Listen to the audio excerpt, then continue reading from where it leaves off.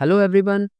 I hope आप सभी अच्छे होंगे और अपने आने वाले एग्जाम की तैयारी कर रहे होंगे। यहाँ पर हम डीएलएड एंट्रेंस एग्जाम के प्रीवियस ईयर क्वेश्चंस पेपर को सॉल्व कर रहे हैं, जिनमें से पहले 2-3 वर्षों के पेपर्स हम सॉल्व कर भी चुके हैं। अगर आपने वो नहीं देखे हैं तो एक बार डिस्क्रिप्शन चेक कर लेना, वहाँ पर मैं उनके लिंक आपको प्रोवाइड करा दूंगा। अब हम एक और एग्जाम पेपर को सॉल्व करने वाले हैं जो कि 2023 में हुआ था, और उसकी रीजनिंग और मैथ्स को आप यहाँ पर सीखेंगे कि किस तरह से उसको सॉल्व करना था। काफ़ी अच्छे लेवल के क्वेश्चंस वहाँ पर दिए हुए थे। इस वीडियो में हम सॉल्व करने वाले हैं रीजनिंग के 50 क्वेश्चंस जो कि 51 से लेकर 100 तक दिए हुए थे। और अच्छी बात यह है कि यहाँ पर जितने भी क्वेश्चंस हैं ना, काफ़ी इजी दे रखे थे। लेकिन अगर आपने वो नहीं किए हुए होंगे या उन चैप्टर्स पर आपने प्रैक्टिस नहीं की है तो वो आपको थोड़े से मुश्किल लग सकते हैं। फिलहाल मैं आपको बताऊं, इस वाले टेस्ट पेपर में ना ज़्यादा से ज़्यादा क्वेश्चंस नॉन वर्बल रीजनिंग से पूछे गए। तो अगर आने वाला जो एग्जाम है उसमें नॉन वर्बल रीजनिंग के ज़्यादा क्वेश्चन आने वाले हैं तो ये वीडियो आपके लिए काफ़ी हेल्पफुल रहेगा। इसमें देखिए, क्वेश्चन नंबर फर्स्ट जो आपको दिया हुआ है वहाँ कहा गया है कि एक महिला की ओर इशारा करते हुए राजन ने कहा। अब देखो, पहला ही क्वेश्चन ना आपको ब्लड रिलेशन से दिया हुआ है। तो अगर आपको इस तरीके का क्वेश्चन दिखता है जिसमें पॉइंटिंग टुवर्ड्स अ पिक्चर या पॉइंटिंग टुवर्ड्स अ पर्सन का क्वेश्चन दिया हो, मतलब एक व्यक्ति की ओर इशारा करते हुए या फिर किसी तस्वीर की ओर इशारा करते हुए आपको कुछ बताया जा रहा है, तो उसमें आपको क्या करना है? पहले उस व्यक्ति को बनाओ जो व्यक्ति बोल रहा है। तो देखो, इसमें कहा है राजन ने कहा, तो सबसे पहले आप राजन को बना लो। यहाँ पर मैंने राजन को बना लिया और इसको हमने रखा ट्रायंगल में क्योंकि ये मेल है। ठीक है, फिर उसके बाद में आप ये वर्ड्स ढूंढो जहां पर क्वेश्चन में लिखा होगा मैं या मेरे। तो देखो, यहाँ लिखा है मेरी माँ के पति, है ना? तो मेरी मतलब राजन की जो मदर है, तो राजन की मदर को हम ऊपर बना देंगे। और माँ के पति यानी कि राजन के जो पिता होंगे उनकी बात हो रही है। और पति की माँ है, यानी कि पति की माँ यहाँ पर हमने बना दी। ये कौन लेडी है? इस लेडी के बारे में बोला गया है कि वह उस औरत की बेटी है। तो इस औरत की बेटी किसको बनाएंगे हम? मैंने यहाँ पर वो लेडी बना दी और यही वो महिला है, ठीक है, जिसकी बात इस क्वेश्चन में हमसे की गई है। तो इस महिला को आप बताओ राजन क्या कहेगा? इसमें कहा है ना कि महिला राजन की क्या लगती है, तो महिला का राजन से क्या संबंध है ये आपको बताना है। तो देखो, ये इसकी मदर और मदर के पिता, या ऐसे कहो कि पिता की जो सिस्टर है वो क्या कहलाएगी? बुआ। मतलब ऑप्शन ए जो होगा ना, वो इसका करेक्ट आंसर होगा। इसके बाद देखिए, क्वेश्चन नंबर 52 से 53 तक आपको कुछ निर्देश दिए गए हैं कि नीचे दी गई सूचना को पढ़कर प्रश्नों के उत्तर दीजिए। अब देखो, यहाँ पर 481 को लिखा गया है स्काई इज ब्लू, और 246 को लिखा है सी इज डीप, और 698 को लिखा है सी लुक्स ब्लू। तो देखो, इसको ना आप किस तरह से लिखो? आप इसको ऐसे लिख लो कि 481 है यहाँ पर और इक्वल लगाकर स्काई इज ब्लू। ठीक है, इससे क्या होगा, आपको देखने में थोड़ा सा आसान पड़ेगा कि हम कोड्स को किस तरीके से कॉमन बना रहे हैं। ठीक है, क्योंकि ये जो चैप्टर है ये कॉमन कोडिंग का है।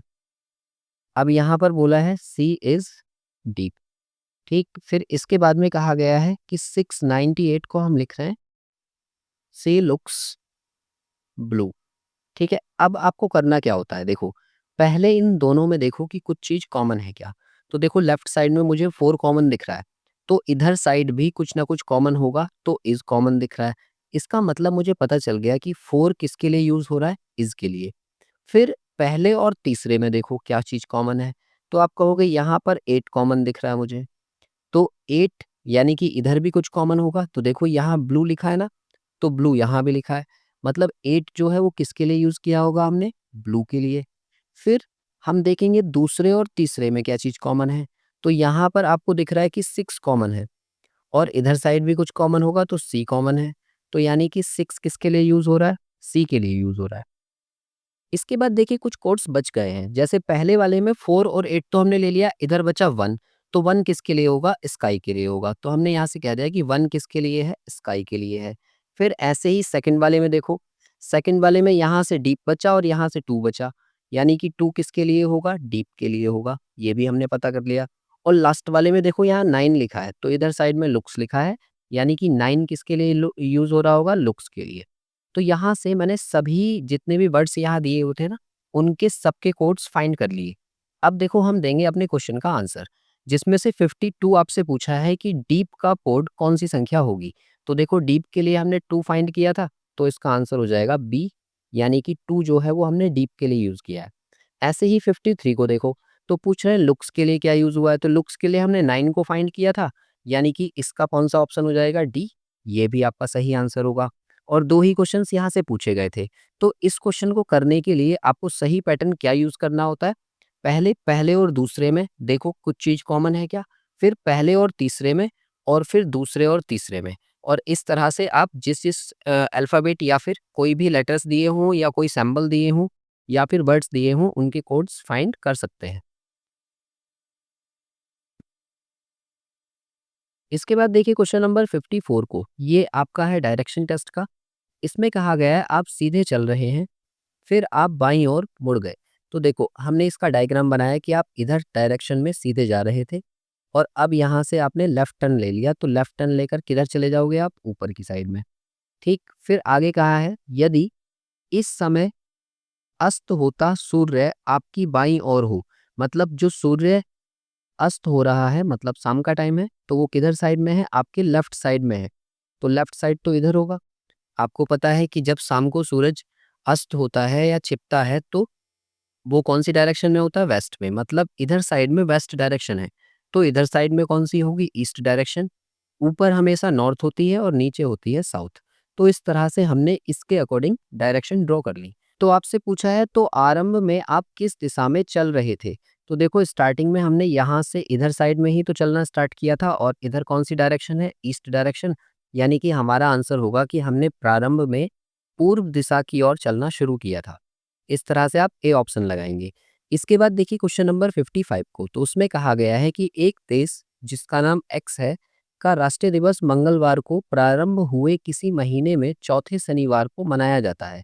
तो पहले आप ये देखो कि महीने में जो भी मंथ हमारा होगा, उसमें मंगलवार के बाद शनिवार कौन से दिन आएगा? तो अगर मैं ये कहूँ कि 1, 2, 3, 4, 5, 6 इस तरह से हमारे डेज़ चल रहे हों, तो इसमें ये कहा गया है कि मंगलवार को प्रारंभ हुए किसी महीने में, मतलब 1 तारीख को मंगलवार रहा होगा, तो हमने यहाँ पर ट्यूसडे लिख दिया। तो आप ये फाइंड करो कि शनिवार कहाँ पर होगा। तो ट्यूसडे के बाद में क्या आएगा, वेडनेसडे, फिर आएगा थर्सडे, फिर आएगा फ्राइडे और फिर आएगा सैटरडे। यानी कि आपको ये पता चल गया कि 5 तारीख को सैटरडे रहा होगा। तो देखो 5 तारीख को सैटरडे पहला रहा होगा। इसके ठीक 7 दिन बाद दूसरा सैटरडे आएगा यानी कि 12 तारीख को। फिर इसके 7 दिन बाद 19 तारीख को आएगा और फिर इसके 7 दिन बाद 26 तारीख को आएगा। तो आपसे यही तो कहा गया है कि चौथा शनिवार, और चौथा शनिवार कितनी तारीख को आएगा, 26 तारीख को। यानी कि सी ऑप्शन जो होगा ना वो इस क्वेश्चन का करेक्ट आंसर है। ये जो क्वेश्चन है ये कैलेंडर टॉपिक का क्वेश्चन है। अगर आपको कैलेंडर टॉपिक पूरा पढ़ना है, किस तरह से ये क्वेश्चंस किए जाते हैं, तो एक बार डिस्क्रिप्शन चेक कर लेना। वहाँ पर मैंने कैलेंडर टॉपिक का एक वन शॉट अपलोड किया हुआ है। उससे आपके सारे डाउट्स क्लियर हो जाएँगे। इसके बाद देखिए क्वेश्चन नंबर 56 को, तो इसमें आपसे कहा गया है कि नीचे दी गई एक अंक श्रृंखला में कितने 3 हैं, जिनके ठीक पहले 6 तथा ठीक बाद में 9 नहीं है। मतलब यहाँ पर नहीं की बात हो रही है। और देखो इस क्वेश्चन की लैंग्वेज को एक बार इंग्लिश में भी पढ़ो कि इसने ये बोला है कि series which are not immediately preceded by 6 and not immediately followed by 9। मतलब ठीक पीछे 6 भी नहीं होना चाहिए, नॉट लिखा है, और ठीक बाद में 9 भी नहीं होना चाहिए। जबकि देखो यहाँ लैंग्वेज में ना सिर्फ लास्ट में 9 लिखा है, तो ये लैंग्वेज आपसे गलत भी हो जाती है कई बार। फिलहाल देखो यहाँ पर 3 की बात हो रही है, तो पहले आप 3 को मार्क कर लो। एक ये रहा, दूसरा, ये तीसरा, ये चौथा और ये पाँचवाँ। मतलब इस सीरीज़ में टोटल 5 3 हैं। अब आप ये देखो कि इसके ठीक पहले 6 नहीं होना चाहिए। तो देखो पहले वाले के पीछे 6 तो नहीं है ना? लेकिन दूसरे वाले के, तो इसको हटा दो, इसको हमें काउंट नहीं करना है। फिर इसको भी हटा दो, देखो इसके पीछे भी 6 है, और इसको भी हटा दो, इसके पीछे भी 6 है। फिर इसके बाद में बोला है कि ठीक बाद में 9 नहीं होना चाहिए। तो जो हमारे 2 बचे हैं, उन दोनों में देखो कि उनके ठीक बाद में 9 है क्या? तो इसके ठीक बाद में तो 6 है, तो इसको तो शामिल करेंगे। ऐसे ही इसके ठीक बाद में 7 है, तो इसको भी शामिल करेंगे। तो इस क्वेश्चन का जो हमारा आंसर हो जाएगा वो 2 हो जाएगा, क्योंकि एक ये वाला हो गया और दूसरा ये वाला हो गया। इसके बाद देखिए क्वेश्चन नंबर 57 को, तो उसमें ये कहा गया है कि एक बस स्टैंड से प्रत्येक 55 मिनट पर दिल्ली के लिए एक बस रवाना होती है। पूछताछ क्लर्क ने एक यात्री को बताया कि एक बस 20 मिनट पहले ही छूटी है। तो देखो आप एक बात सोचो, ये वो टाइम है जिस समय क्लर्क से बातचीत हो रही है और इससे ठीक 20 मिनट पहले एक बस जा चुकी है। कितने मिनट पहले? 20 मिनट्स पहले। और अगली जो जाएगी वो कितने मिनट के बाद में जाएगी? 55 मिनट के बाद। तो 20 मिनट तो ऑलरेडी यहाँ निकल चुके हैं। तो इसके बाद कितने मिनट बाद और जाएगी? तो आप कहोगे 35 मिनट और लगेंगे, तब नेक्स्ट जो बस जाएगी वो यहाँ से छूटने वाली है। फिर देखो इसमें कहा है और अगली बस कितने बजे जाएगी? 10:35 पर। तो यहाँ जो टाइम होगा वो 10:35 का टाइम होगा। तो पूछ रहे हैं कि पूछताछ क्लर्क ने यात्री को कितने बजे सूचना दी है? तो अगर ये 10:35 हो रहे हैं तो ये 35 मिनट ही तो हैं। तो आपसे ये वाली टाइमिंग पूछी है। तो 10:35 में से 35 मिनट कम कर दो, कितने बच जाएंगे? 10। यानी कि जो पूछताछ हो रही है वो 10 बजे के टाइम हो रही है। इसका मतलब सी ऑप्शन जो होगा ना वो करेक्ट आंसर है। इसके बाद देखिए क्वेश्चन नंबर 58 को, तो उसमें ये कहा गया है कि दिए गए आरेख को ध्यानपूर्वक अध्ययन करके बताइए कि कितने विद्यार्थी कोई भी खेल नहीं खेलते हैं और यहाँ पर एक वेन डायग्राम दिया गया है। तो दरअसल ये वेन डायग्राम ना इन्होंने गलत दिया है। गलत क्यों दिया है? इनको देना चाहिए था ऐसे कि क्रिकेट खेलने वाले टोटल विद्यार्थी 25 हैं और टेनिस खेलने वाले टोटल विद्यार्थी 22 हैं और टेनिस और क्रिकेट दोनों खेलने वाले विद्यार्थी हमारे पास 16 हैं। तो अब ये पूछते हैं कि कोई भी खेल खेलने वाले विद्यार्थी कितने नहीं हैं। तो हम इसका वेन डायग्राम कैसे बनाएंगे? दो सर्कल हम कट करते हुए ऐसे बनाएंगे और एक सर्कल को हम कहेंगे क्रिकेट के लिए ले रहे हैं और दूसरे को हम ले रहे हैं टेनिस के लिए। अब जो दोनों खेलने वाले हैं ना वो बीच में लिखे जाएंगे यहाँ पर। अब यहाँ से ये देखो कि ये वाला जो सर्कल है ये पूरा का पूरा सर्कल रिप्रेजेंट कर रहा है क्रिकेट वालों को और क्रिकेट वाले कितने हैं टोटल? 25। तो 25 में से ये बीच में जो 16 लिखे हैं इनको माइनस कर दो तो यहाँ से बचेगा 9। तो इधर वाले पोर्शन में 9 आएंगे।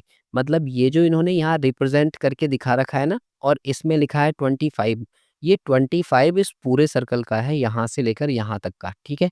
लेकिन इन्होंने ये गलत लिख के दिया है तो फिलहाल यहाँ कितना लिखा जाएगा? 9। अब इसके बाद में देखो टेनिस खेलने वाले कितने हैं? वो हैं 22।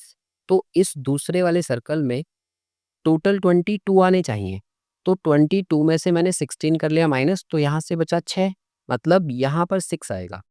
अब यहाँ से हमसे पूछा है कि दोनों खेल ना खेलने वाले कितने हैं? तो आप पहले खेलने वाले निकाल लो।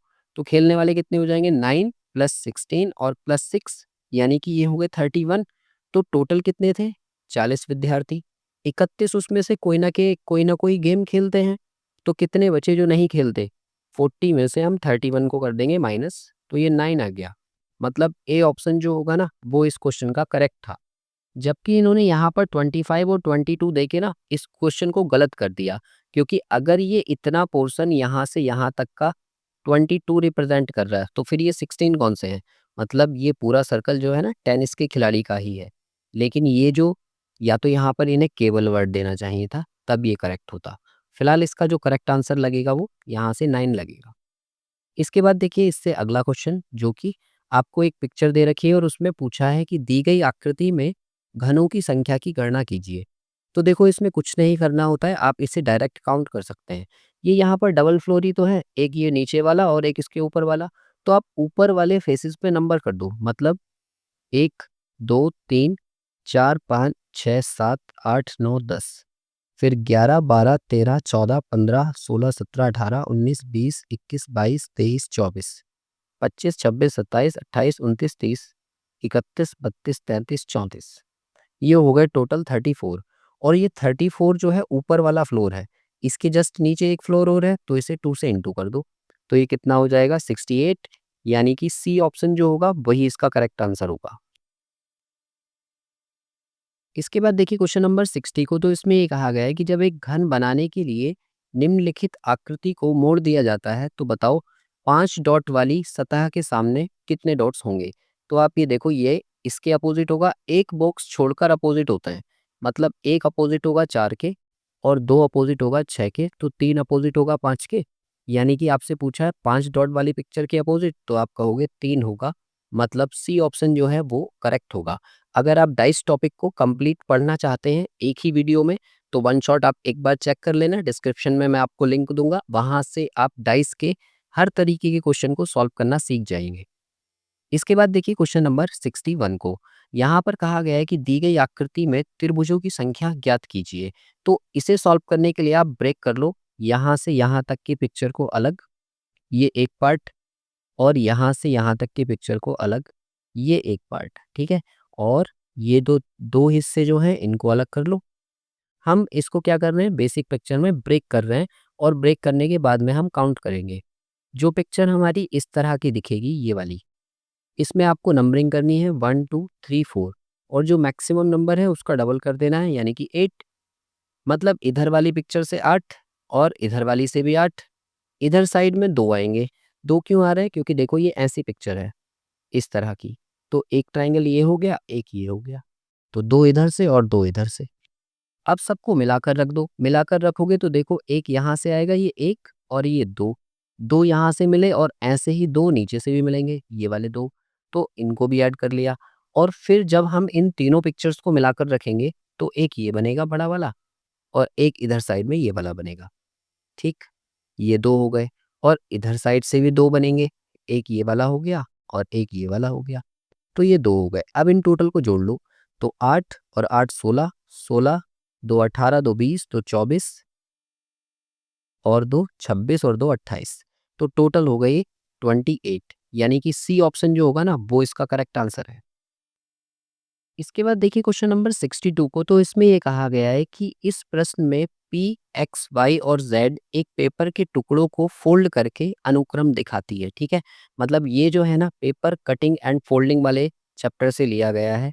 आकृति जेड दिखाती है कि किस प्रकार पेपर को फोल्ड किया गया है, और आपको एक ऐसी आकृति को चुनना है जो आकृति जेड को फैलाने पर प्राप्त होती है। तो देखो यहाँ से ये जो डॉटेड लाइन है ना, ये आपको ये बता रही है कि इस पेपर को हमने यहाँ से फोल्ड किया नीचे की साइड, फिर यहाँ से फोल्ड किया है इधर साइड में, और लास्ट में इधर साइड से इधर साइड को फोल्ड किया है। तो देखो इस क्वेश्चन को करने के लिए आपको कुछ नहीं करना होता, बस आप पैटर्न को समझो कि जहाँ से हमने लास्ट टाइम पर ये वाला फोल्ड किया है, यहाँ पर हम एक शीशा लगा देंगे, मिरर लगा देंगे। और मिरर का कॉन्सेप्ट ये होता है कि जहाँ पर कोई मिरर लगा हुआ है उसके पास रखी वस्तु का प्रतिबिंब पास बनेगा, और उससे दूर रखी वस्तु का प्रतिबिंब दूर बनेगा, ठीक है। इस कॉन्सेप्ट के बेस पर हम इसे सॉल्व करेंगे।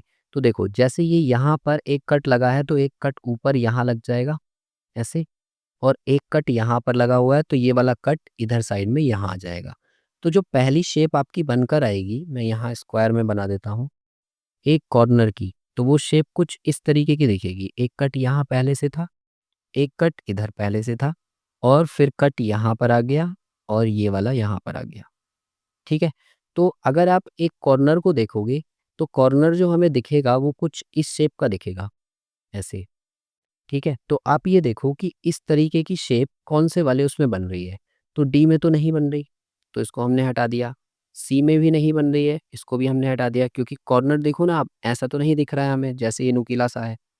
एक ये वाला हो सकता है और एक ये वाला हो सकता है। तो इन दोनों में देखो यहाँ पर ये ऐसे बन तो रहा है, लेकिन जब हम इसको फोल्ड करेंगे इधर की साइड को, इसके लिए अब यहाँ मिरर लगेगा, और मिरर यहाँ लगेगा तो ये वाला कट यहाँ ऐसे आएगा, और इधर साइड में एक कट यहाँ पर ऐसे आएगा। तो आप ये देखो कि बीच में जो सबसे नीचे वाला बॉर्डर है वहाँ पर 2 कट हमें फील हो रहा है, जबकि ऑप्शन ए में सिंगल कट है जो बीच में है। तो ए ऑप्शन भी हम एलिमिनेट कर देंगे, और इस तरह से बी ऑप्शन जो होगा वो इसका करेक्ट आंसर हो जाएगा। इस क्वेश्चन को करते वक्त हमेशा आप ऑप्शन एलिमिनेशन ही ट्राई करें। इसके बाद देखिए क्वेश्चन नंबर 63 को। तो उसमें ये कहा गया है कि इस प्रश्न में आपको अंग्रेजी वर्णमाला के अक्षरों और संख्याओं का संयोजन दिया गया है। उस विकल्प को चुनें जो दिए गए संयोजन का जल प्रतिबिंब जैसा दिखता है। तो देखो ए से लेकर जेड तक के सभी अल्फ़ाबेट, और 1 से लेकर 10 तक के, 10 मतलब कह लो 0 कह लो, 1 से 1 2 3 4 5 6 7 8 9 और फिर 0, इन सब के आपको मिरर इमेज यानी कि दर्पण प्रतिबिंब और वाटर इमेज यानी कि जल प्रतिबिंब, दोनों के दोनों आपको बनाने आने चाहिए। और जैसे ही वो आ जाएंगे बस आपको क्या करना है, इसके नीचे यहाँ पर मिरर लगा देना है, शीशा लगा देना है। और फिर देखो इनके इमेज कैसे बनेंगे। देखो यू ऐसे दिखेगा, 4 जो दिखेगा वो किस तरह से दिखेगा, ये वाली लाइन ऐसे रहेगी, क्योंकि हम जल प्रतिबिंब बना रहे हैं, है ना? तो ये नीचे की साइड को इस तरीके की शेप देगी। ऐसे ही पी को जब हम उल्टा बनाएँगे तो ये बी के जैसी शेप देगी, ऐसे करके। और आई को 1 को हम उल्टा करेंगे तो ये कुछ इस तरह से दिखेगा और 5 को जब हम उल्टा करेंगे तो ये कुछ इस तरह से दिखेगा। ऐसे ही बी को जब हम उल्टा करेंगे तो बी की सेम इमेज जैसी है वैसी ही आएगी और 7 को जब हम उल्टा करेंगे तो 7 हमारा ऐसे दिखेगा। अब इसके बेस पर देखो कौन-सा वाला ऑप्शन हमारा एलिमिनेट हो रहा है। तो देखो पहले वाले ऑप्शन को मैं एलिमिनेट करूँगा 4 की शेप के अकॉर्डिंग। 4 हमारा बनना है इधर से इधर की साइड को, लेकिन ए ऑप्शन में बनना है इधर से इधर की साइड को। इसका मतलब ए ऑप्शन एलिमिनेट हो गया। ऐसे ही देखो बी में कौन-सी शेप है जो हमें परेशान करेगी। तो आप कहोगे पी जो दिख रहा है, पी हमने बनाया था इस तरह से, लेकिन यहाँ पर पी बन रहा है इस तरह से। तो बी ऑप्शन भी एलिमिनेट हो गया। अच्छा डी वाले को देखो, डी वाला भी एलिमिनेट होगा। डी किसकी वजह से एलिमिनेट हो रहा है? ये होगा बी की वजह से एलिमिनेट। देखो बी की जो हमने शेप बनाई है, बी जैसे था वैसे ही दिखेगा, लेकिन यहाँ तो बी उल्टा हो गया। इसका मतलब डी ऑप्शन भी एलिमिनेट हो गया, तो एक ही ऑप्शन हमारे पास बचता है सी और सी ही इसका करेक्ट आंसर होगा, क्योंकि बी यहाँ पर ऐसे बना हुआ है, जबकि बनना चाहिए था सीधा। तो इसलिए हम एक-एक करके यहाँ पर भी ऑप्शन एलिमिनेट करेंगे और अपना आंसर फाइंड कर लेंगे। इसके बाद देखिए क्वेश्चन नंबर 64 को। तो 64 में आपसे कहा गया है कि 4 विकल्प आपको दिए गए हैं, बताओ दर्पण प्रतिबिंब कौन-सा वाला होगा? अगर दर्पण प्रतिबिंब मुझे बनाना है तो यहाँ पर मैं एक मिरर लगा दूँगा और मिरर लगेगा तो आपको पता है मैंने अभी जस्ट बताया था कि दर्पण के पास रखी वस्तु का प्रतिबिंब दर्पण के पास ही बनेगा और दूर रखी वस्तु का प्रतिबिंब दूर बनेगा।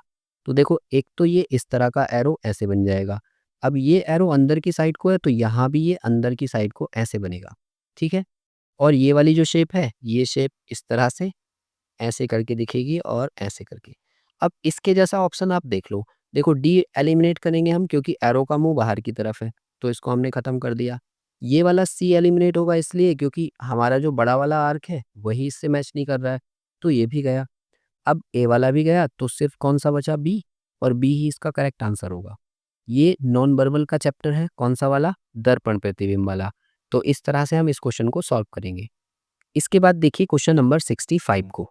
इसमें कहा गया है कि किसी भी 2 आसन्न क्षेत्रों आसन्न का मतलब होता है एडजेसेंट यानी कि पास-पास वाले क्षेत्रों में समान रंग भरे बिना दी गई आकृति को पेंट करने के लिए आवश्यक विभिन्न रंगों की न्यूनतम संख्या क्या होगी?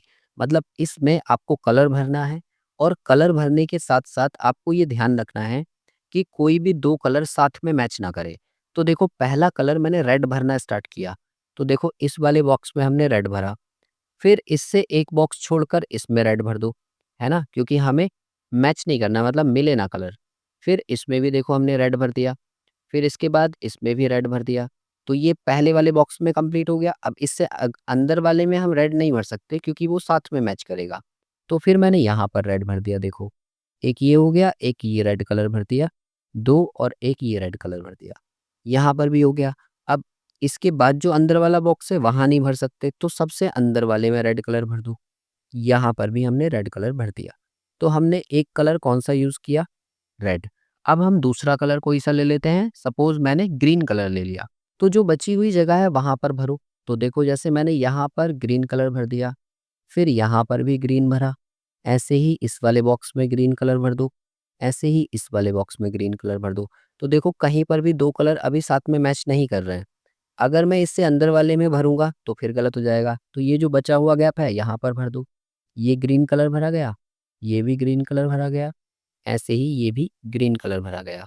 अब जो पोर्शन बचा है उसमें हम तीसरा कलर लेंगे क्योंकि दूसरा कलर हमने कौन-सा ले लिया? ग्रीन कलर ले लिया। इसके बाद मैंने तीसरा कलर लिया येलो। तो येलो के लिए देखो कौन-सा स्पेस खाली है? एक जगह तो ये वाली खाली है। तो यहाँ पर मैंने येलो कलर इस तरह से फिल कर दिया और फिर दूसरा स्पेस यहाँ पर ये वाला है। तो ये भी मैंने भर दिया। अब ये बताओ कि क्या कहीं पर कोई से 2 कलर आपस में मैच कर रहे हैं? नहीं कर रहे और ऐसा हमें बनाने के लिए सिर्फ़ कितने कलर्स की ज़रूरत पड़ी? 3।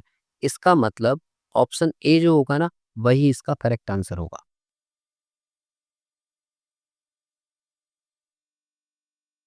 इसके बाद देखिए क्वेश्चन नंबर 66 और 67 दोनों के लिए हमें कहा गया है कि आकृति 1 और आकृति 2 एक विशेष तरीके से संबंधित है। मतलब ये वाली पिक्चर और ये वाली पिक्चर इन दोनों में कोई ना कोई रिलेशन है। आपको बताना है कि दिए गए विकल्पों में से एक आकृति चुनकर आकृति थर्ड और फोर्थ के बीच में संबंध स्थापित करो जो कि चौथे प्रश्न में प्रश्न चिन्ह के स्थान पर आ जाए। मतलब यहाँ पर आपको पिक्चर भरनी है। इन दोनों में जो पैटर्न लग रहा होगा वही पैटर्न आपको पहचानना है और अगले दो में आपको बताना है कौन सा, और 4 ऑप्शन आपको यहाँ पर दिए हुए हैं। तो देखो, इस क्वेश्चन को करने के लिए आप क्या ध्यान दो, यहाँ पर इस तरीके की जो ये शेप बनी है, इसका मुँह किधर की साइड में है? इधर की साइड में। और सेकंड वाली पिक्चर में इसका मुँह किधर की साइड में हो गया? इधर की साइड में, ऐसे करके। तो आप ये देखो कि ये वाला जो पूरा माउथ है इसका, ये कितने घुमा है? तो आप कहोगे 135 डिग्री क्लॉकवाइज़ घुमा है। तो आप यहाँ से इस वाले फ्रेम को 135 डिग्री क्लॉकवाइज़ घुमा दो पहले। तो अगर ये इधर की साइड मुँह किए हुए है और मुझे इसे 135 डिग्री घुमाना है, तो ये इधर साइड में जाएगा। ये रोटेशन पर आधारित सीरीज़ होती है एक तरीके से, या एनालॉजी इसको हम कह सकते हैं। तो यहाँ पर जब ये ऐसे घूमेगा तो इस फ्रेम का मुँह हो जाएगा इधर की साइड को ऐसे। और ऐसे हमारे पास कितने ऑप्शन हैं? तो डी भी ऐसा ही है और बी भी ऐसे ही है और ए भी ऐसे ही है। इसका मतलब सिर्फ़ हम एक ही ऑप्शन यहाँ से एलिमिनेट कर पाए। अब हमें देखना होगा अंदर वाले फ्रेम के लिए। तो अंदर वाले फ्रेम में देखो, ये ऐसे करके बना हुआ है, ये वाली शेप, इस तरह से और ये। तो आप ये देखो कि इसका मुँह अगर ऊपर की साइड को है, ऐसे मैं मान लेता हूँ खुला हुआ, जो ओपन साइड है वो ऊपर की साइड है। तो अगले वाले फ्रेम में देखो ये किधर पहुँच गई है? पीछे, मतलब इधर की साइड पहुँच गई। तो आप ये कहो कि यहाँ पर ये एंटी क्लॉकवाइज़ घूम रहा है कितना? 135 डिग्री। तो इस वाले फ्रेम को भी आप क्या काम करो, इसका मुँह इधर की साइड खुला हुआ है, इसको आप 135 डिग्री एंटी क्लॉकवाइज़ घुमा दो। तो अगर इसका मुँह इधर की साइड है ऐसे, तो 135 डिग्री एंटी क्लॉकवाइज़ घूम के ये इधर की साइड को हो जाएगा। और इधर की साइड होगा तो ये कुछ इस तरह का दिखाई देगा, ऐसे करके और ऐसे करके, ठीक है? तो ऐसी जो शेप है आपको बनानी पड़ेगी इसके अंदर इस तरह से, लाइक दिस, ठीक है? और ऐसी कौन-सी शेप आपको दिख रही है? तो आप ये कहोगे कि देखो, बी ऑप्शन तो ऐसा नहीं है और डी ऑप्शन भी ऐसा नहीं है। ए ऑप्शन मुझे ऐसा ही कुछ लग रहा है, तो ए ऑप्शन जो होगा वही इसका करेक्ट आंसर होगा। ऐसे ही देखिए क्वेश्चन नंबर 67 को दिया हुआ है। 67 में भी आपको बताना है इन दोनों में जो रिलेशन हो, उस तरीके का रिलेशन इन दोनों में अगर हम बनाएँ, तो कौन-सा वाला ऑप्शन हमारे लिए करेक्ट होगा। तो आप ये देखो कि जिसके अंदर कलर भरा हुआ नहीं है, ये वाली लाइन, इसका जो मुँह है वो ऊपर की तरफ है, ऐसे मान के चलो, और इसको मैंने जस्ट इस तरह से घुमा दिया है, मतलब ये यहाँ पर ऐसे पहुँच गया। तो आप ये देखो कि इसको यहाँ तक पहुँचाने के लिए मैंने इसको 90 डिग्री एंटी क्लॉकवाइज़ घुमाया होगा। तो आप यहाँ पर इस वाली शेप को देखो, ये शेप दे रखी है इधर साइड में। अगर मैं इधर साइड से इसको 90 डिग्री एंटी क्लॉकवाइज़ घुमा दूँ इस तरह से, तो इसका मुँह इधर साइड में आ जाएगा। मतलब ये वाली जो लीफ है, पत्ती जैसी संरचना, ये कुछ इस तरीके से दिखेगी जो ब्लैंक वाली है। और ऐसी मुझे किस-किस में दिख रही है? ए में नहीं दिख रही, बी में भी नहीं है, सी में भी नहीं है, डी में है। तो डी ही इसका करेक्ट आंसर होगा। आपको कुछ नहीं करना होता है, इस वाले क्वेश्चन में आपको रोटेशन देखना होता है कि कितने डिग्री ये घूम रहे हैं, ठीक है? और उसके आधार पर आप इसका आंसर दे सकते हो। तो डी ऑप्शन जो होगा ना, वो इसका करेक्ट आंसर होगा। इसके बाद देखिए 68 को। तो 68 में कहा गया है कि दी गई 4 आकृतियों में से 3 आकृति एक निश्चित तरीके से समान है, हालाँकि एक आकृति अन्य 3 की तरह नहीं है, ठीक है? मतलब आपको बताना है ये क्लासिफिकेशन या ओड वन आउट चैप्टर से लिया गया है। इसमें 3 पिक्चर्स जो होंगी उनमें कुछ सिमिलैरिटी होगी और चौथी वाली अलग होगी। तो देखो, यहाँ पर ए जो है वो 3 लाइनों से बना है, 1, 2, 3। ऐसे ही एफ भी 1, 2, 3। ऐसे ही जेड भी 1, 2, 3। बट एफ जो है, ई जो है ना, वो 3 से नहीं बनेगी। 1, 2, 3, 4। ये 4 लाइनों से मिलकर बना है, इसलिए डी ऑप्शन जो होगा ना वही इसका करेक्ट आंसर है। इसके बाद देखिए क्वेश्चन नंबर 69 को। तो उसमें कहा गया है कि नीचे दिए गए एक पासे की 2 स्थितियाँ आपके सामने हैं। 5 के विपरीत सतह पर कौन-सा अंक होगा? तो देखो, जो इसमें दिख रहा है ना कॉमन, वो 5 ही है। तो ये 5 उसके अपोज़िट होगा जो इन दोनों ही पिक्चर्स में नहीं दिख रहा है, मतलब 3। तो 3 इसका आंसर होगा, यानी कि सी ऑप्शन जो है ना वो इसका करेक्ट आंसर है। इसके बाद देखिए 70 से 71 2 क्वेश्चंस के लिए आपको कुछ इंस्ट्रक्शन दे रखे हैं कि निम्न प्रश्नों में दिए गए 4 विकल्पों में से उस आकृति का चयन कीजिए जिसे एक्स की खाली जगह यानी कि क्वेश्चन मार्क में रखे जाने पर वह पैटर्न पूरा हो जाए। तो देखो ये वाला जो है ना, अब एक बात सोचो, यहाँ से इसी में ड्रॉ कर देते हैं हम, एक लाइन यहाँ आएगी और इस वाली लाइन को पूरा करने के लिए ये लाइन यहाँ आएगी और यहाँ पर ये लाइनें बनाने के लिए इस तरह की शेप आएगी। तो हमें ये वाली शेप मिल रही है कि ये ऐसे है और इस वाले पॉइंट से ये तो कॉर्नर पर मिला हुआ है और ये थोड़ा-सा बीच में है और यहाँ पर 2 सीधी लाइनें दे रखी हैं, वो ऐसे हैं। तो इस तरह की जो फ़ोटो है वो हमें कौन-सी वाली दिख रही है? ए तो नहीं है सॉरी, क्योंकि यहाँ देखो ये कॉर्नर पर नहीं मिल रहा। ऐसी ही गलती होती है जल्दबाजी में। जैसे ये वाला जो पॉइंट है ना, ये कॉर्नर पर मिलता तो सही होता। बी भी नहीं है और डी भी नहीं है, तो इसका जो करेक्ट आंसर होगा वो सी होगा, क्योंकि ये कॉर्नर पर हमें मिलाना है। जबकि एग्ज़ामिनर देखो कितना होशियार है, उसने क्या काम किया है, पहले ऑप्शन को ही वो बनाकर दिया है जो आपसे गलती होगी, है ना? इसलिए ध्यान रखना, थोड़ी-सी जल्दबाजी के चक्कर में क्वेश्चन को गलत नहीं करना है। इसके बाद देखिए क्वेश्चन नंबर 71। तो 71 में भी आपको बताना है कि यहाँ पर पिक्चर भरो। तो देखो ये वाला जो कर्व है ये ऐसे घुमा हुआ है, तो इधर साइड में भी मैं इसी तरीके का कर्व ऐसे घुमा देता हूँ, क्योंकि मुझे उसी के जैसी शेप बनानी है। और ऐसा कर्व मुझे ए में नहीं दिख रहा है और बी में भी नहीं दिख रहा है, इन दोनों में तो है, क्योंकि देखो ये वाली लाइन ये रही और ये वाली लाइन ये रही। फिर इसके बाद कुछ और ऐड करो, तो देखो ये कॉर्नर से मिलकर एक सीधी लाइन यहाँ आ रही है, तो यानी कि ये लाइन एक्सटेंड होकर यहाँ तक पहुँचेगी। तो कॉर्नर से एक लाइन ऐसे मिल रही है, इसमें नहीं मिल रही, क्योंकि ये यहाँ पर होनी चाहिए थी, तो डी में मिल रही है। इसका मतलब सी ऑप्शन भी एलिमिनेट हो गया और डी ही इसका करेक्ट आंसर हो जाएगा। क्वेश्चन नंबर 72 में कहा गया है कि नीचे दी गई आकृतियों में परिवर्तन का तार्किक क्रम क्या होगा? तो देखो ये आपको 4 शेप दे रखी हैं। आप ये देखो कि ये नीचे से तो पिक्चर बिल्कुल सेम दिख रही हैं, जो हमें चेंज दिख रहा है वो इनके हेड में दिख रहा है। ये यहाँ पर स्टार्टिंग हुई होगी, फिर उसके बाद ये, फिर इसमें कलर घर भर दिया तो ये आ गया और फाइनल लुक जो है वो ये है। अगर फाइनल लुक ए है, तो आप वो ऑप्शन ढूँढो जिसमें ए सबसे लास्ट में लिखा है। तो देखो यहाँ ए है, यहाँ बी है, यहाँ डी है और यहाँ बी है। तो इसका मतलब 3 ऑप्शन ना एक ही बार में हम एलिमिनेट कर देंगे। ए ऑप्शन जो होगा वही इसका करेक्ट पैटर्न होगा कि इस सीक्वेंस को ये फॉलो कर रहा है। ठीक है? इसके बाद देखिए क्वेश्चन नंबर 73 से लेकर 75 तक 3-4 क्वेश्चंस दिए हैं, 3 क्वेश्चंस दिए हैं। इसमें क्या कहा गया है? एक ठोस घन है जिसकी प्रत्येक भुजा 8 सेंटीमीटर की है, कि विपरीत सतहों पर लाल रंग, नीला रंग और काला रंग किया गया है और फिर इसे 2 सेंटीमीटर भुजा के घनाकार ब्लॉकों में काट दिया जाता है।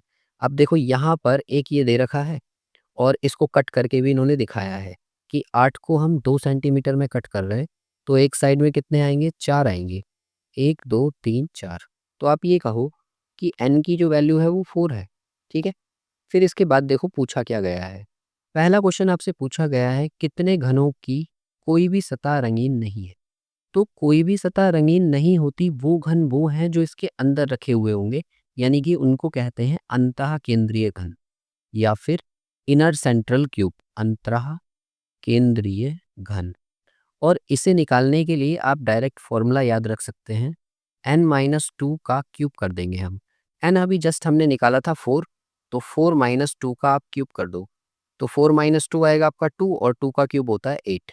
यानी कि सी ऑप्शन जो होगा ना इस क्वेश्चन का वो करेक्ट होगा। आपको कुछ नहीं करना है, इस फॉर्मूले को डायरेक्ट आप सॉल्व करके दे सकते हैं। ठीक है? इसके बाद देखिए 74, कितने घनों की केवल 2 सतह रंगीन होंगी। तो 2 सतह रंगीन वाले घन जो होते हैं ना वो होते हैं मिडल क्यूब, ये जो यहाँ पर रखे हैं, एक ये वाला और एक ये वाला। ठीक है? तो इन वाले घनों की बात हो रही है।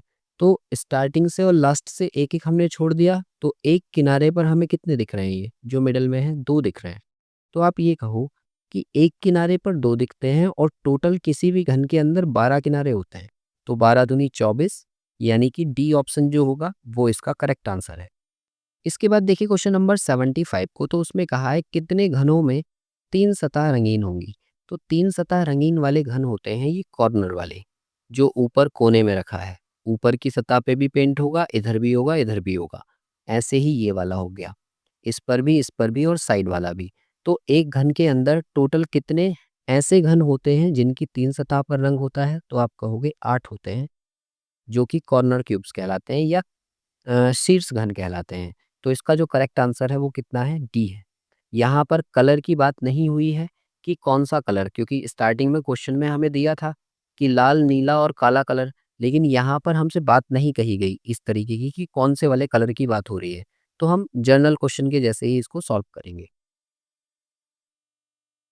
इसके बाद देखिए क्वेश्चन नंबर 76 और 77 के लिए क्या कहा गया है कि एक पैटर्न के खंडित भाग दिए हुए हैं, ये टूटा हुआ है और आपसे कहा है कि इन टुकड़ों को जोड़ने पर कौन सी आकृति बनती है, आपको ये बताना है।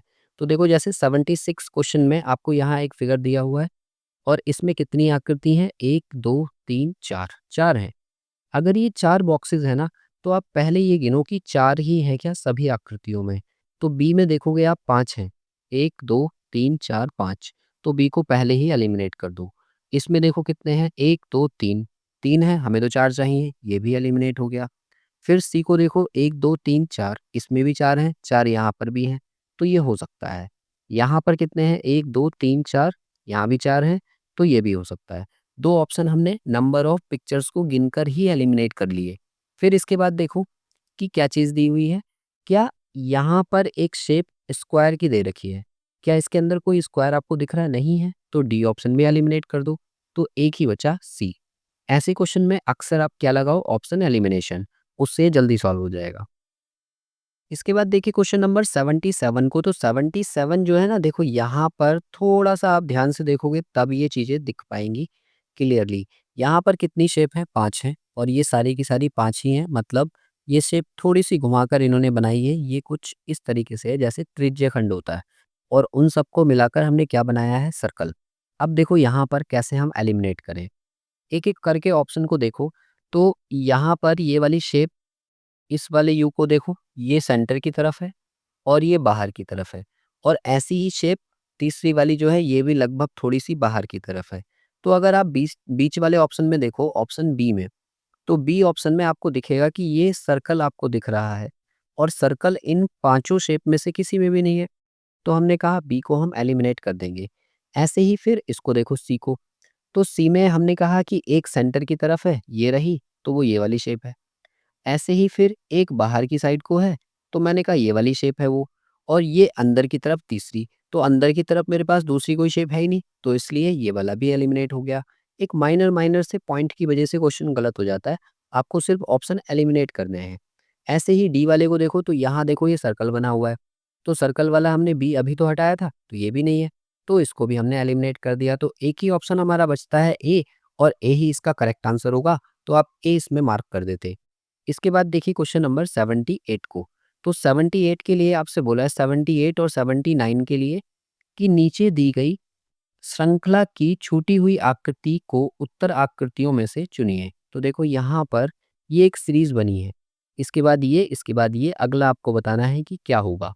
तो आप देखो इसमें क्या चीज़ है, यहाँ पर जो ये कॉर्नर बाहर की साइड निकला हुआ है, ऐसे मानो कि ये इधर की साइड ऐसे है, ठीक है। अब अगली वाली में ये इधर साइड हो गया, तो ये ऐसे घूम गया। तो आप ये देखो कि यहाँ से यहाँ तक ये कितने डिग्री घूमा, तो आप कहोगे 90 डिग्री क्लॉकवाइज़ घूमा। तो ये हर बार में 90 डिग्री अगर घूम रही है, तो 90 डिग्री घूमकर ये ऊपर पहुँच गई, यहाँ पर आ गई, और अब फिर से ये 90 डिग्री घूमेगी, तो ये यहाँ से इस तरीके की शेप बन जाएगी। और इस तरह का कॉर्नर हमें किसमें दिख रहा है? ए में नहीं दिख रहा, बी में नहीं दिख रहा, सी में भी नहीं, डी में हमें दिख रहा है। देखो ये यहाँ की साइड ऐसे निकला है, तो डी ही इसका करेक्ट आंसर हो जाएगा, तो आप इसका डी ऑप्शन मार्क कर देंगे। इसके बाद देखिए क्वेश्चन नंबर 79 को, तो 79 में भी कुछ ऐसे ही है। देखो इस वाली शेप को आप ऐसे सोचो, पहली वाली शेप इस तरीके से कंसीडर हो रही है, फिर उसके बाद में इसी शेप को हमने कैसे कर दिया, यहाँ के बाद ये ऐसे हो गई और एरो ऊपर हो गया सपोज। तो आप ये देखो कि यहाँ से अगर एरो ऊपर हो गया, तो ये कितने डिग्री घुमा होगा, तो आप कहोगे 90 डिग्री एंटी क्लॉकवाइज घुमा होगा। तो हर पिक्चर को 90 डिग्री एंटी क्लॉकवाइज घुमा कर देखो। देखो पहले ये वाली लाइन ऐसे थी, अब ऐसे हो गई, अब ऐसे होगी, तो अगली बार में ये ऐसे हो जाएगी और ऐसे होगी, तो आप देखो कौन से ऑप्शन एलिमिनेट हो गए, सी गया और डी भी। अब इसके बाद में ये दोनों शेप ऐसी दिख रही हैं, तो अब इसके बाद हम क्या करेंगे, देखो ये छोटा-सा इसका माइनर सा पॉइंट देखो कि ये कॉर्नर्स अंदर की तरफ थे, ये दोनों, और फिर उससे अगली शेप में ये कॉर्नर्स बाहर हो गए, फिर उससे अगली शेप में फिर से अंदर हैं, तो अगली शेप में ये कॉर्नर्स किधर साइड में होंगे, बाहर की तरफ होंगे।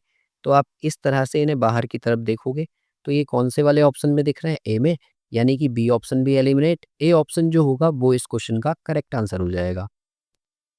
इसके बाद देखिए क्वेश्चन नंबर 80 को। तो क्वेश्चन नंबर 80 में आपसे कहा गया है एनालॉजी का क्वेश्चन है। देखो ये 2 है, ये 5, ये 7 और ये 11। ऐसे ही ये 1 है, ये 4 और ये 6 और ये 10।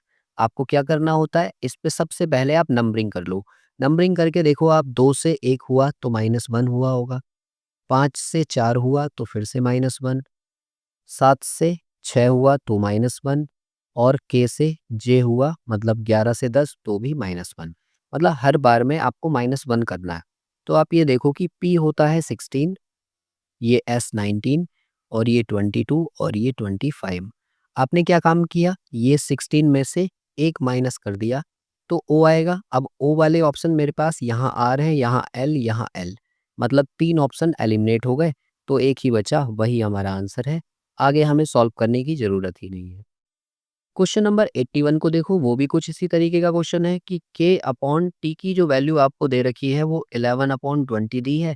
तो आप बताओ कि j अपॉन r की वैल्यू क्या होगी। तो आप ये देखो कि अल्फ़ाबेट में k जो है वो 11वें प्लेस पर आता है और t 20 पर आता है। तो j कितने पर आएगा, 10 पर, और r आएगा 18 पर। लेटर के प्लेस आपको याद होना बहुत ज़रूरी है। अगर आपको अल्फ़ाबेट के प्लेस याद नहीं है, ABCD के प्लेस याद नहीं है, तो मैंने बहुत ही ईज़ी वे में उन्हें याद कराया हुआ है। डिस्क्रिप्शन चेक कर लेना, वहाँ पर जाकर उस वीडियो को देख लेना। मुश्किल से 10 मिनट का एक वीडियो है, वो आप देख लोगे, आपको ABCD एक बार में याद हो जाएँगे, दोबारा याद करने की ज़रूरत नहीं पड़ेगी। फिलहाल इस क्वेश्चन का जो करेक्ट आंसर होगा वो ए हो जाएगा, यानी कि 10/18, और यही सही आंसर है। इसके बाद देखिए क्वेश्चन नंबर 82 और 83 में कहा गया है कि नीचे दिए गए पैटर्न में प्रश्नवाचक चिन्ह के स्थान पर कौन सी संख्या होगी। तो देखो यहाँ जो ये क्वेश्चन आपको दिया है, 2 का स्क्वायर कर लो और इधर 4 का स्क्वायर कर लो और दोनों को प्लस कर दो। तो 2 का स्क्वायर 4 और 4 का स्क्वायर 16, 16 और 4 20 नीचे लिखा हुआ है। ऐसे ही 3 का स्क्वायर 9 और 9 का स्क्वायर 81, दोनों को प्लस किया 90 लिखा है। 1 का स्क्वायर करेंगे तो 1 ही आएगा, 5 का स्क्वायर 25, तो दोनों को जब जोड़ेंगे तो यहाँ क्वेश्चन मार्क की जगह 26 आएगा। मतलब बी ऑप्शन जो होगा ना वो इस क्वेश्चन का करेक्ट आंसर है। ऐसे ही 83 है, यहाँ पर 3 का इंटू 4 से कर दो, यानी कि 3 इंटू 4 और उसमें 3 प्लस कर दो, तो यहाँ से 15 आ जाएगा जो कि बीच में लिखा है। ऐसे ही 7 का इंटू 5 से करेंगे और 3 उसमें जोड़ देंगे तो ये 38 आ जाएगा, वो बीच में लिखा है। इन दोनों से बना, और 3 और 5 इन दोनों का इंटू करो और उसमें 3 जोड़ दो, तो 5 3 जा 15 और प्लस 3 18 हो जाएगा। और 18 हमें कौन से ऑप्शन में दिख रहा है, बी में, तो बी ही इसका करेक्ट आंसर हो जाएगा। इसके बाद देखिए 84 से 86 के लिए कहा है कि प्रत्येक प्रश्न में 4 विकल्प आपको दिए गए हैं, जिनमें से 3 विकल्प किसी न किसी रूप से समान हैं, एक विकल्प उनमें से भिन्न है, तो आपको बताना है कि भिन्न कौन-सा वाला है। क्वेश्चन नंबर 84 में आपसे कहा गया है ऋग्वेद, यजुर्वेद, अथर्ववेद और अगला एक चौथा वेद कौन-सा होता है? सामवेद। सामवेद इसमें नहीं दिख रहा है, आयुर्वेद इससे अलग हो जाएगा, तो डी ही ऑप्शन इसका करेक्ट है। ऐसे ही देखो 85 को, ज्यामिति, बीजगणित, त्रिकोणमिति और गणित। तो आप ये कहो कि ये तीनों जो है ना ये गणित की ब्रांच हैं, तो इसलिए गणित जो होगा इसमें से डिफरेंट हो जाएगा। ऐसे ही देखो क्वेश्चन नंबर 86, प्लासी, हल्दी घाटी और पानीपत, इन तीनों युद्धों की बात हो रही है, सारनाथ अलग चीज है, तो ये वाला डिफरेंट हो जाएगा। इस तरह से हमारे ये 3 क्वेश्चंस भी आसानी से सॉल्व हो जाएंगे। इसके बाद देखिए 87 को, उस पासे का चयन कीजिए जो एक प्रसारित पासे के दिए गए एक्स चित्र को मोड़कर बनाया जा सकता है। तो देखो इसमें एक बॉक्स छोड़कर अपोजिट होता है, मतलब 2 3 के अपोजिट और एक 5 के अपोजिट, तो 4 किसके अपोजिट होगा? 6 के। अब आप इसके आधार पर एक-एक करके ऑप्शन एलिमिनेट कर दो। इसका क्या मतलब है? जितने फेसेस हमने अभी अपोजिट निकाले हैं, वो कभी भी साथ में नहीं आ सकते। तो देखो मैंने अभी कहा कि 2 3 के अपोजिट है, जबकि ये दोनों तो यहाँ साथ में दिख रहे हैं, तो ए ऑप्शन एलिमिनेट हो गया। ऐसे ही देखो 4 और 6 हमने अपने अपोजिट किए थे और 4 और 6 यहाँ पर साथ में है, तो ये भी एलिमिनेट हो गया। ऐसे ही देखो 1 और 5 अपोजिट किए थे और ये साथ में दिख रहा है, तो ये भी एलिमिनेट हो गया, तो डी ही इसका करेक्ट आंसर होगा, डी मार्क कर देंगे। इसके बाद देखिए क्वेश्चन नंबर 88 को, तो उसमें कहा गया है कि एक परिशुद्ध घड़ी यानी कि राइट टाइम शो करने वाली जो घड़ी है वो 3 बजे समय दर्शा रही है। एक घड़ी के अंदर कितने बज रहे हैं? 3 बज रहे हैं। तो 3 कैसे बजते हैं? इस तरह से। ये बड़ी वाली सुई ऊपर 12 के पास होती है और छोटी वाली सुई यहाँ 3 पर होगी। ठीक है? तो ये कह रहा है कि घंटे की सुई को 135 डिग्री घुमा दो, तो समय क्या होगा? तो घंटे की सुई है ये वाली, अगर हम इसको 135 डिग्री घुमा देते हैं क्लॉकवाइज़, तो ये सुई यहाँ पर कहीं आ जाएगी, इस तरह से। ये 135 डिग्री का एंगल होगा। तो यहाँ पर ये किस-किस के बीच में आएगी? यहाँ होते हैं हमारे पास 4 पार्ट, मतलब ये 6, ये 7, ये 8 और ये 9। अगर ये घंटे वाली सुई इन दोनों के ठीक बीच में होगी, तो उस समय बजते हैं 7:30। यानी कि बी ऑप्शन जो होगा ना, वो इसका करेक्ट आंसर होगा कि 7:30 बजे को वो बताएगी। ठीक है? इसके बाद देखिए 89 को। इसमें ये कहा गया है कि एक विद्यार्थी को एक परीक्षा में सही प्रश्न करने पर 4 अंक मिलते हैं और एक गलत प्रश्न होने पर 1 नंबर काट लिया जाता है। तो आप ये कहो कि एक्स मैंने सही वाले मान लिए और वाई मैंने गलत वाले मान लिए। अगर इन दोनों को हम जोड़ते हैं, तो जोड़ने के बाद कहा गया है कि यदि विद्यार्थी ने 75 प्रश्न सॉल्व किए हैं और उसे 125 अंक मिले, तो जो सही वाले हैं उसमें 4 से इंटू करो और जो गलत वाले हैं उसमें 1 से इंटू करो, जो कि माइनस का है। नंबर कटा है ना, तो -1, यानी कि यहाँ माइनस आ गया और इससे उसे कितने अंक मिले? 125। अब इन दोनों इक्वेशंस को जब आप सॉल्व करोगे, तो ऐड कर दो। ऐड करोगे तो बाई वाले टर्म्स कट जाएंगे, यहाँ से आएगा 5x और यहाँ से आएगा इन दोनों को प्लस करके 5 5 10, ये हो गया टोटल 200। ठीक है? अब इस वाले 5 से इसको कट कर लो 40, यानी कि x बराबर 40। x हमने क्या माना था? सही वाले। तो सही वाले ही हमसे पूछे हैं कि बताइए उसने कितने प्रश्न सही हल किए हैं? तो आप कहोगे 40 प्रश्न उसने सही हल किए हैं। तो बी ऑप्शन जो है वो करेक्ट आंसर है। इसके बाद देखिए क्वेश्चन नंबर 90, उसमें कहा गया है कि किस लड़कियों की एक पंक्ति में जब मोनिका 4 स्थान दाईं ओर खिसकती है तो वह बाएं से 12वीं हो जाती है। मतलब आप ये देखो कि लेफ्ट से कोई पंक्ति बनी हुई है और एक लड़की यहाँ पर कहीं बैठी है। जैसे ही वो 4 स्थान राइट साइड में शिफ्ट होती है, तो वो इस प्लेस पर आती है जो कि 12वां प्लेस है। तो अगर मैं ये कहूँ कि उस लड़की की लेफ्ट साइड से पहला स्थान कौन-सा है? जो कि मोनिका है। तो आप 12 में से 4 माइनस कर दो तो आप कहोगे 8th है। अगर किसी व्यक्ति का लेफ्ट साइड से 8वां स्थान है, ठीक है? और टोटल मेरे पास है कितना? 21। तो क्या मैं उसका राइट साइड से स्थान निकाल सकता हूँ? पंक्ति में दाएं सिरे से उसकी पहली स्थिति क्या थी? तो आप ये कहो कि राइट साइड से किसी की भी पोजीशन निकालने के लिए टोटल में +1 करके लेफ्ट की पोजीशन उससे माइनस कर देते हैं। मतलब 21 + 1 और माइनस लेफ्ट से कितना था? 8। और 22 में से जब हम 8 माइनस करेंगे तो हमें कितना मिलेगा? 14। यानी कि डी ऑप्शन जो होगा ना, वो इसका करेक्ट आंसर है। इसके बाद देखिए निर्देश दिए हैं आपको 91 से 93 के क्वेश्चन के लिए। निम्नलिखित सूचना को ध्यान से पढ़िए तथा दिए गए प्रश्नों के उत्तर दीजिए। क्या कहा गया है? एक निश्चित संख्या में कुछ व्यक्ति एक पंक्ति में बैठे हैं, ठीक है? तथा सभी का मुख उत्तर की तरफ है। व्यक्तियों को बैठाएंगे हम ऊपर की तरफ मुंह करके। ऊपर हमने नॉर्थ कंसीडर कर लिया, इस तरह से कुछ। आगे क्या कहा गया है? रंजन पंक्ति में बाएं से चौथा है, ठीक है? तो अब देखो रंजन को मैं बाएं से चौथा बना देता हूँ। पहला व्यक्ति, दूसरा व्यक्ति, तीसरा व्यक्ति और चौथा व्यक्ति, ये कौन है? रंजन है। और इधर साइड में कोई भी व्यक्ति नहीं बैठेगा। फिर आगे कहा गया है चौथा बैठता है। रंजन तथा सीमा के बीच 2 व्यक्ति बैठते हैं। अब देखो रंजन और सीमा के बीच में अगर 2 व्यक्ति बैठे हैं, तो सीमा एक तो यहाँ पर हो सकती है और एक रंजन के राइट साइड में भी तो हो सकती है, तो उसको भी बनाओ। 1, 2, 3, 4। एक प्लेस ये वाला, दूसरा प्लेस और ये वाला। मतलब यहाँ रंजन है तो यहाँ भी सीमा हो सकती है, ठीक है? आगे कहा गया है कि पूजा सीमा के तुरंत दाएं बैठती है। सीमा के तुरंत दाएं अगर पूजा बैठी है तो यहाँ पर पूजा बैठेगी पहली स्थिति के अकॉर्डिंग और यहाँ पर पूजा बैठेगी दूसरी स्थिति के अकॉर्डिंग। ठीक है, हमें यहाँ पर इसको बना लेना है। फिर आगे कहा है जितने व्यक्ति पूजा व सीमा के बीच में बैठे हैं उतने ही व्यक्ति दिनेश और पूजा के बीच में बैठे हैं। तो आप देखो कि पूजा और सीमा के बीच में कितने बैठे हैं? यहाँ पर कोई भी व्यक्ति नहीं बैठा। तो इसका मतलब पूजा और दिनेश के बीच में भी उतने ही व्यक्ति, यानी कि कोई नहीं बैठेगा, तो दिनेश हमारा यहाँ पर बैठना चाहिए। ऐसे ही यहाँ देखो कि पूजा और सीमा के बीच में अगर कोई नहीं बैठा है तो पूजा और दिनेश के बीच में भी कोई नहीं बैठेगा तो दिनेश को मैं राइट साइड में बना दूंगा। आगे कहा गया है, ये दोनों पॉसिबिलिटी हम साथ में लेके चल रहे हैं। आगे कहा गया है कि दिनेश जो है वो रंजन के बाएं नहीं बैठा है। रंजन हमने ये बनाया था और रंजन के बाईं साइड में दिनेश नहीं है, इसका मतलब पहली वाली स्थिति हम गलत बना रहे थे।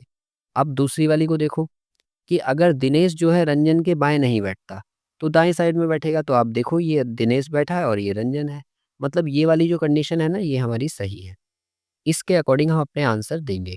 तो देखो पहला क्वेश्चन 91 पूछा गया है कि रंजन तथा दिनेश के बीच में कितने व्यक्ति बैठे हैं।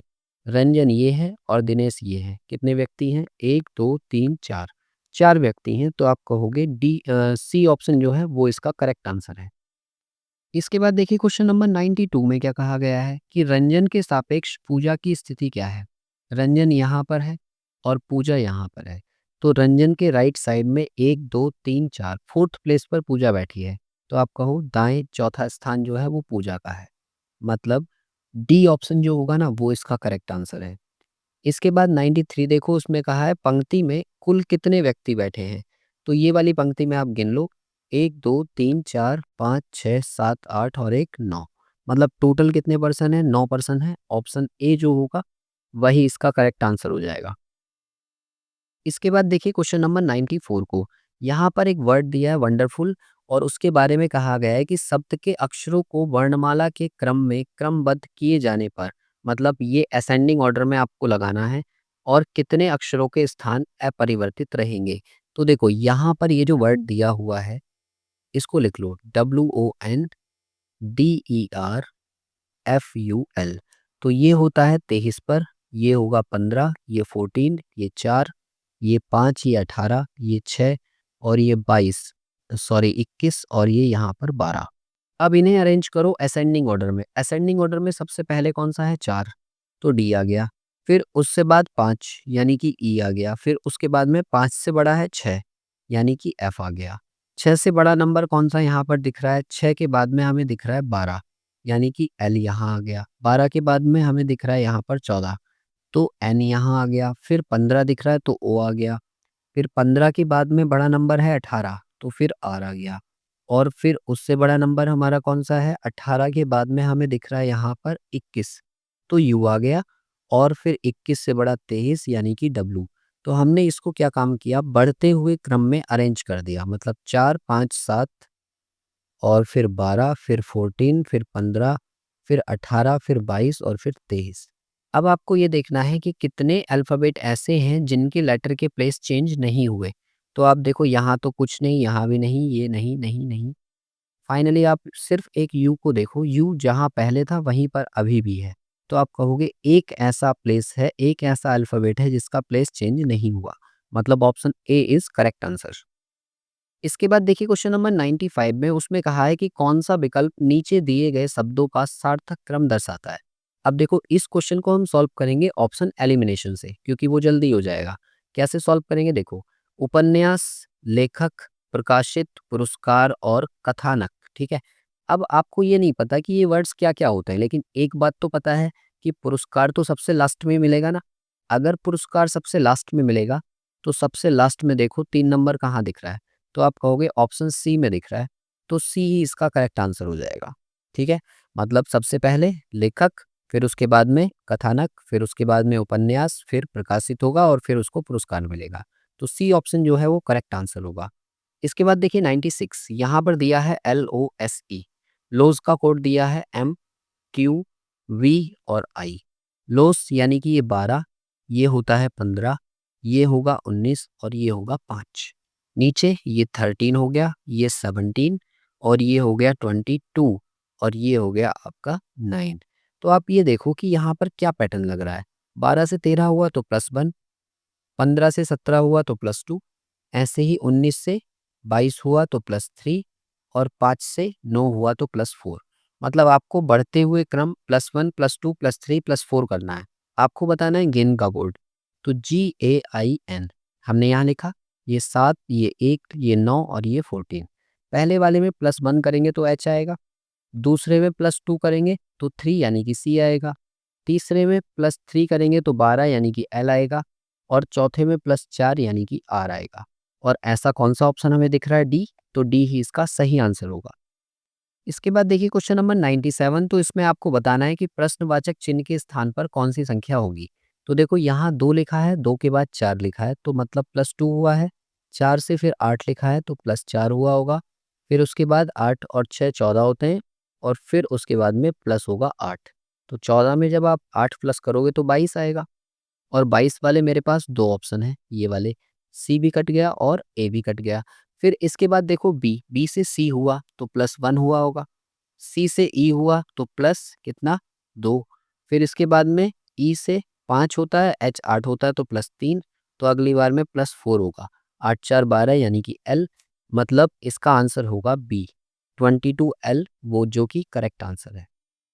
इसके बाद देखिए 98 को, लेखक का संबंध अगर पाठक से है तो निर्माता का संबंध किससे होगा।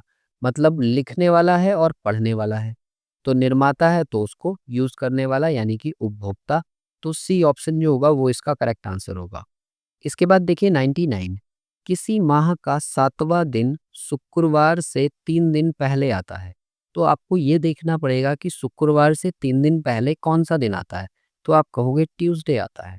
ठीक है, एक चीज का ध्यान रखना, अगर फ्राइडे हमें दिया हुआ है तो फ्राइडे से पहले जाएंगे तो भी हम फ्राइडे को एक नहीं कहेंगे, और फ्राइडे के बाद में जाएंगे जब आपसे कहा जाए दिन बाद या दिन पहले, और आगे जाएंगे तब भी 1 2 3 करके ऐसे जाएंगे। जो दिया हुआ दिन है उसको हम काउंट नहीं करेंगे। ठीक है, तो फिलहाल आपको ये पता चल गया कि शुक्रवार से 3 दिन पहले जो दिन आता है वो कौन सा होता है, ट्यूसडे होता है। तो आपसे ये कहा गया है कि जो 7th डे है वो क्या है, ट्यूसडे है। तो आपसे पूछा है कि उसी माह का 19वां दिन कौन सा होगा। तो 19th डे पर कौन सा डे होगा वो आपसे पूछा है। इन दोनों को कर दो माइनस। 19 में से मैंने 7 माइनस किए तो 12 बचे, और 12 को करो 7 से भाग। क्यों? क्योंकि हमें यहाँ पर निकालने विषम दिन, और कितना बचेगा 5। मतलब 5 विषम दिन आपको ऐड करने पड़ेंगे ट्यूसडे में। तो ट्यूसडे में जब आप 5 दिन ऐड करोगे तो वेडनेसडे 1, थर्सडे 2, फ्राइडे 3, सैटरडे 4 और संडे 5। यानी कि संडे जो होगा वो इसका करेक्ट आंसर होगा, मतलब ऑप्शन ए। तो ऑप्शन ए आपको मार्क करना है। और रीजनिंग का सबसे लास्ट क्वेश्चन जो कि 100 है, उसमें दिया गया है कि एक कतार में ए सामने से 18वें स्थान पर है। ऊपर से हमने 18वें स्थान पर ए को बैठाया, जबकि बी जो है वो पीछे से 16वें स्थान पर है। तो यहाँ से हमने बी को बैठा दिया 16th पोजीशन पर। आगे कहा है सामने से 25वें स्थान पर सी है, तो यहाँ से 25वें स्थान पर कौन हुआ, सी। 25 पर सी हो गया। तो आपसे कहा है तथा ए और बी के ठीक बीच में बैठा है। अगर ये ठीक बीच में बैठा होगा तो इसका मतलब ये है जितने व्यक्ति इधर हैं उतने ही व्यक्ति इधर होंगे। तो 25 में से मैंने कितना माइनस किया, 18, तो मुझे यहाँ 7 मिला। इसका मतलब इधर भी कितने होंगे, 7 होंगे। तो आपसे पूछा है कतार में टोटल कितने होंगे, तो आप इन्हें जोड़ दो। देखो यहाँ से लेकर यहाँ तक 25, फिर 7 और फिर 16, यानी कि 25 + 7 + 16। तो 16 और 25 41, और 41 और 7 होते हैं 48। यानी कि उस पंक्ति में टोटल 48% बैठे होंगे। डी ऑप्शन जो है वो करेक्ट आंसर है। आई होप सभी क्वेश्चंस आपको समझ आ गए होंगे। बाकी के क्वेश्चंस पेपर अगर आपने नहीं किए हैं तो एक बार डिस्क्रिप्शन जरूर चेक कर लेना। बाकी मिलते हैं इससे नेक्स्ट वीडियो में।